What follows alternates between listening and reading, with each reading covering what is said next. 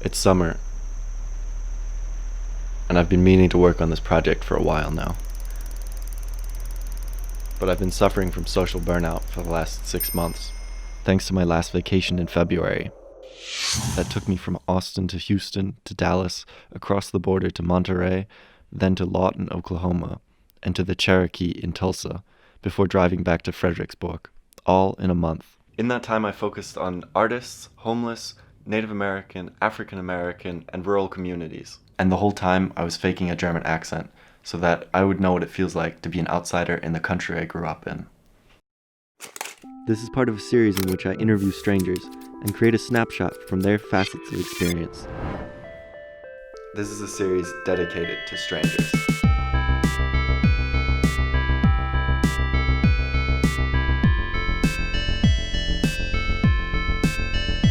Welcome. You know how it starts.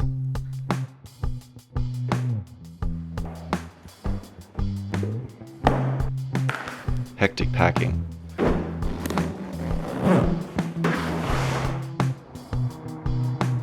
Followed by endless waiting.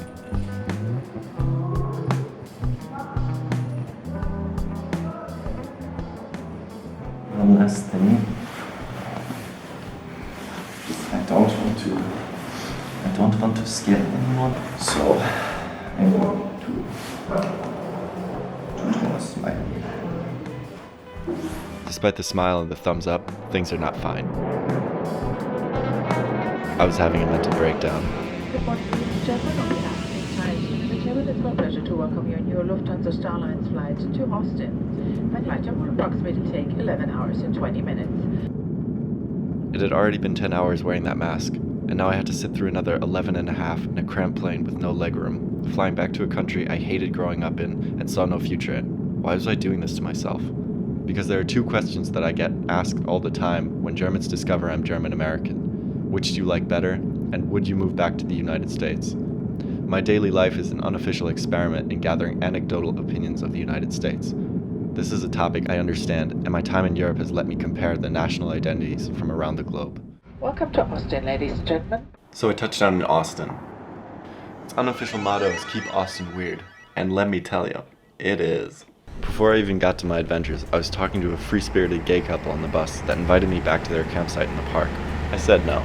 They still helped reduce my bus fare. On the next bus, a man yelled at me, "This is a talking bus. If you want to ride, you gotta talk." He looked like the perfect combination of a redneck and a fisherman, or someone straight out of Duck Dynasty. And I responded, "I don't mind as long as you can understand my accent." And he looked at me and goes, "Looks like we got the same problem." And then he offered me a beer from his six-pack. I said no. All of this before actually reaching my first stop.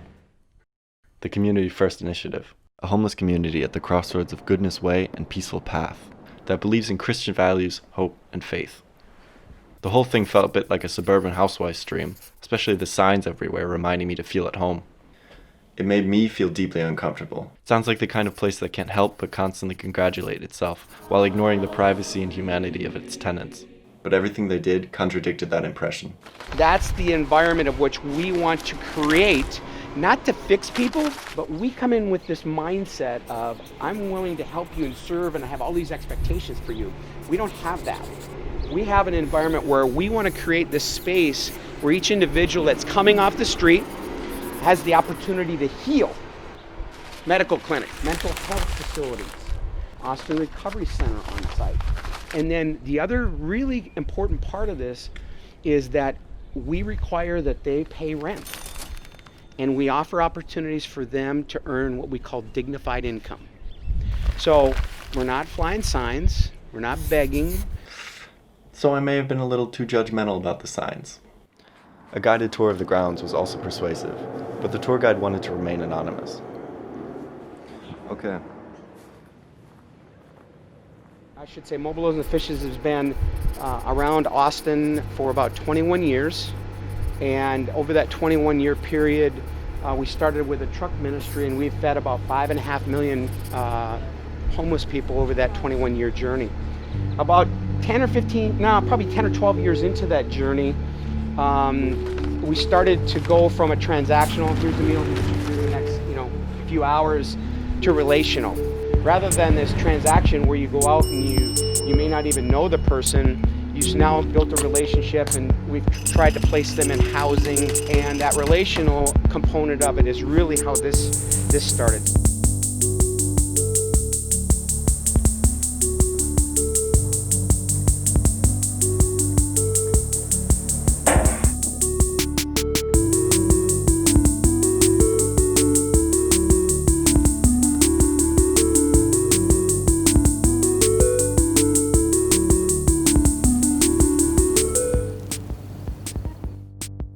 Most importantly, the people that run the program are integrated into the community.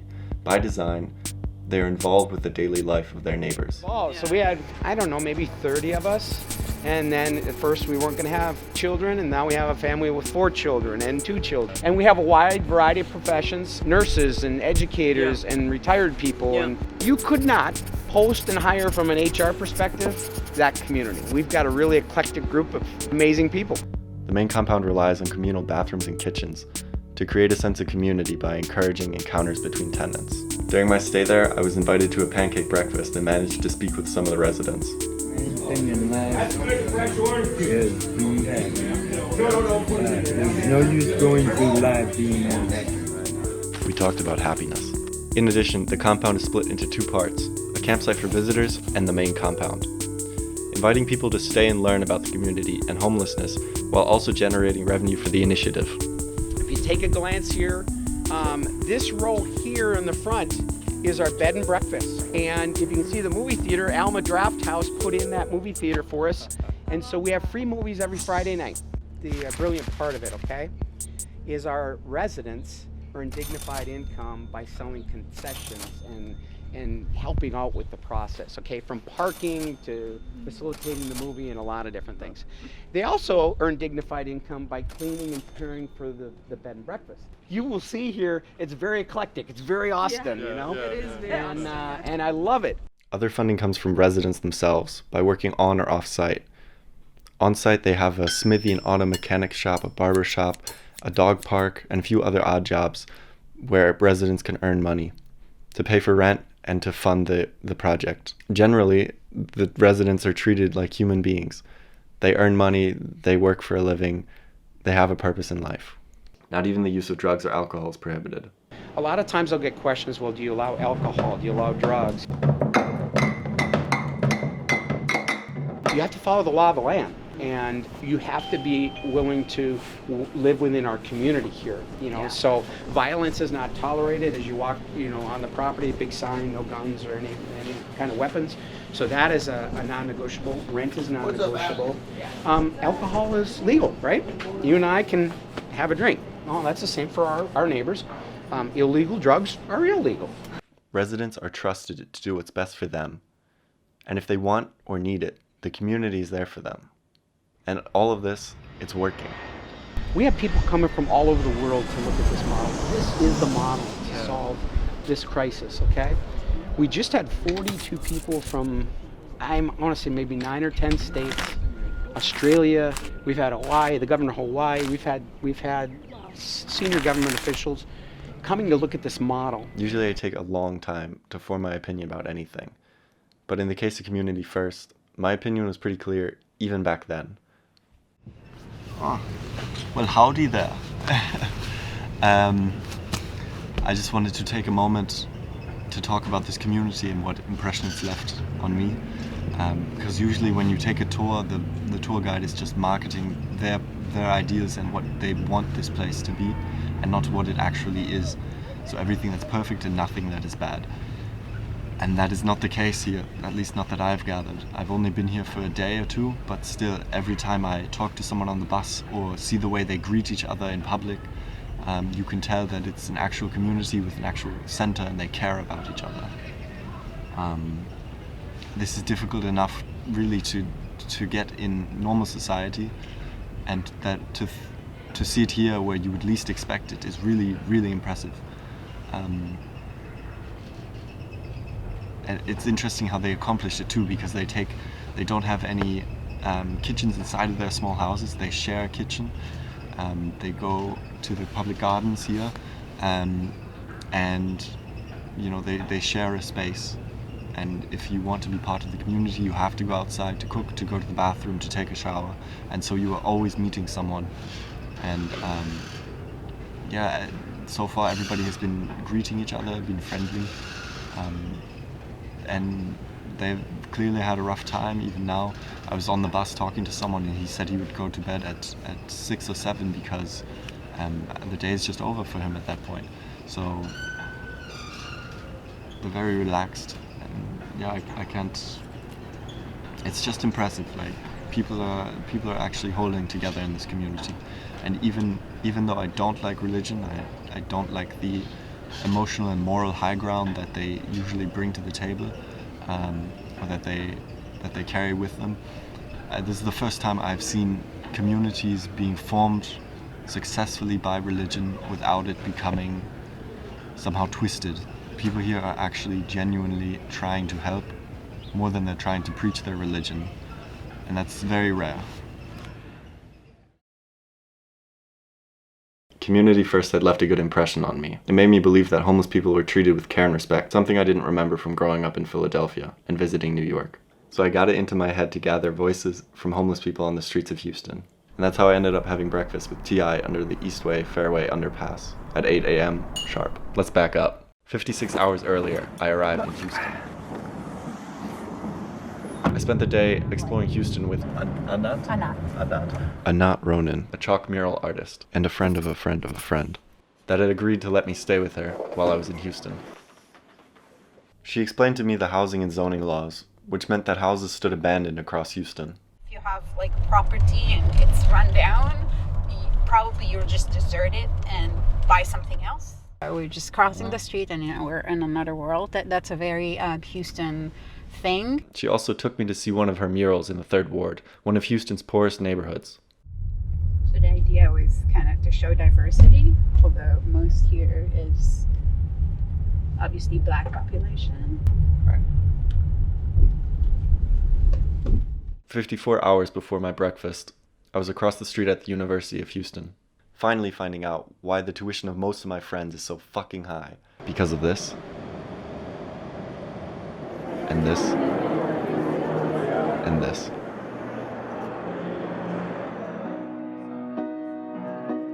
It was a level of unnecessary opulence that made me sick. 24 hours earlier, I was sitting outside of a tenement talking to alcoholics. So what exactly do you do? The films I'm working on are more like travel and documentary style. Yeah. You want to take a ride with me and do a little documentary? So I was just talking to some of the locals, which happened to be alcoholics, and one tattoo artist guy who was pretty ghetto. He's sitting in his car, I just walk up to him and he goes, "Yeah, why don't you just take a ride with me?" That's literally what you don't tell people. That's the worst thing to tell people. Yeah, I mean, no, everyone has heard of stranger danger. I just know you from like 30 seconds ago. And now, to gain my trust, he's given me a Subway sandwich. 20 hours earlier, I was standing in downtown Houston, finding out that office buildings are connected to the malls using catwalks, funneling workers into the food courts and shopping centers without ever having to walk on the street. They do this because in the summer it reaches deadly heat. So of course it made me wonder, what happens to the people who are left on the street? 15 hours earlier, I was angry. I'd been bouncing between rich and poor neighborhoods, discovering that money was being wasted on security, delivery robots, and food courts that were essentially poisoning their workers and students. Why? That doesn't make any sense. If tuition is $50,000 in a year, then you shouldn't be eating KFC and... Not to mention the zoning laws, which meant that houses were standing abandoned anyway across Houston. So the homeless people didn't need to live in underpass tent villages. And most importantly, I was angry at the voluntary ignorance of the people living there. They ignored the homeless completely. And I decided I didn't want to do the same. So that's why I headed to the Eastway Fairway underpass, to see if I could find anybody to talk to. In Texas, the homeless gather in underpass tent villages, and I was hoping to find someone to talk to. I did. My name is T.I. I want you to sit with me, and we're going to sit here. It's just me. We're going to sit here. If it's just you. And I'm going to tell you some good things. Trust me. Spend 30, 40 minutes with me. See, that is what I want to do for certain. He invited me back for breakfast, and that's how I ended up here. And of course we talked. All right, let's go. Question 1. How did you end up homeless? Yeah, so how did you even end up homeless? Like, Well, I was abused at 9 years old. I'm from New York City. And so my mama wouldn't stop my dad from abusing, not sexually, just physically. He beat me, he drink. And so I left home. And I lived in New York City, Brooklyn, the Bronx. And the white lady educated me. I went to school. In 1982, I graduated. And in 1984, I went to boot camp to be a police officer. And then I got the rest. Look, this is me. Okay, we're gonna take care of this. This is my real name, Derek Gray. wow. But they call me T.I. Right. See, I lost everything in the storm. That's how I got homeless. Right. And I'm gonna explain that. This is my ID. It expired. Question 2. Are you treated as a human being? I want to clarify that real quick. What I wanted to ask him is if he felt abandoned or neglected by society. But that's the question that came out. I don't know, do people treat you like an animal here or like a human? It depends on how you act. Like me, you see how people treat me nice. Yeah. If you act like, Bogey, then no good. Right. Me, Okay. I got God. And I bless people like you. Now what you done for me, I do that for people every day. Right. So think about a homeless person doing that for somebody, and I ain't got nothing. I can't help but to go, Question 3. Is homelessness a choice? So homelessness in Europe is different because you are either a junkie or you are someone who does not want to be part of society. So it is almost a choice. yeah, But how is it here? it's not a choice. Okay. If you lose your job, like when the storm came, Right. I got nothing. Right. Which storm was that, by the way? Harvey, Ah, yeah. Wow. Okay. So 3 years ago. yeah, it took everything from me. I had a car, I had no insurance. Hey, Question 4. Do you feel any frustration? You have no frustration towards the people that walk by with or drive by every day and just sort of I ignore don't. your because you know why? The next time I see you, I'm gonna be driving my car. I'll get another car. You keep that smile on your face, man. Every time I see you smile, it makes me want to cry. Matter of fact, take these and leave. And make sure you stop back by before you go. Okay. I will, No, in fact, run over to the shop. all right, then. Yeah. Go, because I want to cry for a moment. Okay. I thank you again. What would you do if someone asked you to leave because they needed to cry and you had a place to go home to while they had to stay in their tent?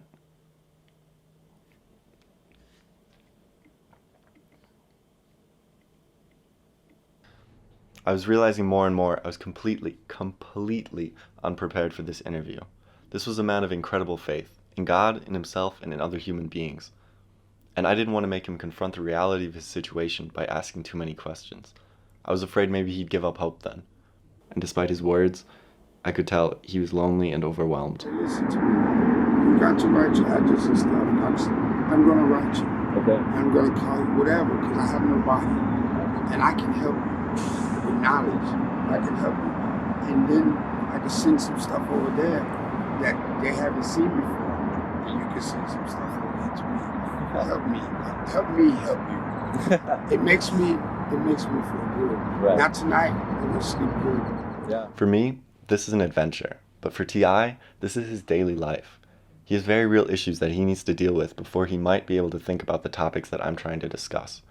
What he needed was food and safety, and that was something I couldn't give him. So what I'm doing is distracting him from the things he needs to do and giving him unrealistic hopes that I could never deliver on.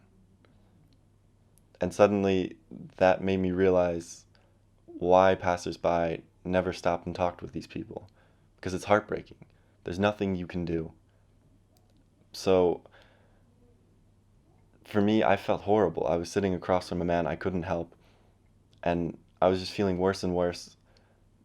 And I thought I was just completely wasting his time, but then he surprised me when I asked him what I can do or how I can help, he told me by doing exactly what I was doing, by sitting down and talking with them, or sitting down and talking with the homeless, and treating them like they're human beings.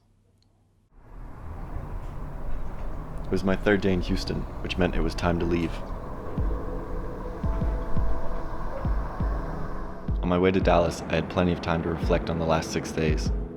I had seen a community that bases its success on relational interactions, that listens to and prioritizes the needs of the chronically homeless to help them heal. On the other hand, I had seen what it looks like when the communities we all rely on, family, friends, even neighbors, fails to support people after disaster, misfortune, and abuse. And all of this within a few blocks of unnecessary decadence and vacant houses. What struck me when talking to the homeless and impoverished is that they were grateful for the smallest things. They weren't angry. They all claimed that they had opportunities, but sitting in the dirt in front of a tenement or in a tent village under an overpass, they seemed to embody how the system is failing them. If they had opportunities, they wouldn't be living here. But still, we ignore them on the sidewalk, we go to work and erase the guilt from our consciousness. We live a house or a street away and walk the long way to avoid them. We rationalize that they're homeless because of something they did, or that it would never happen to us. They are a product of a system that abuses people for minimal pay, that exacts the impossible from the mentally unstable, that does not offer insurance in case of emergencies. And because they don't contribute to society, we treat them as if they're worthless. This isn't a mystery to them, and if you've ever had breakfast with them, you would know how starved they are to be treated as human beings. So while community first gave me hope, the normality of homelessness made me sick. With disappointment and uncertainty swimming in my head, I sped towards Dallas and my 7th day back in the United States.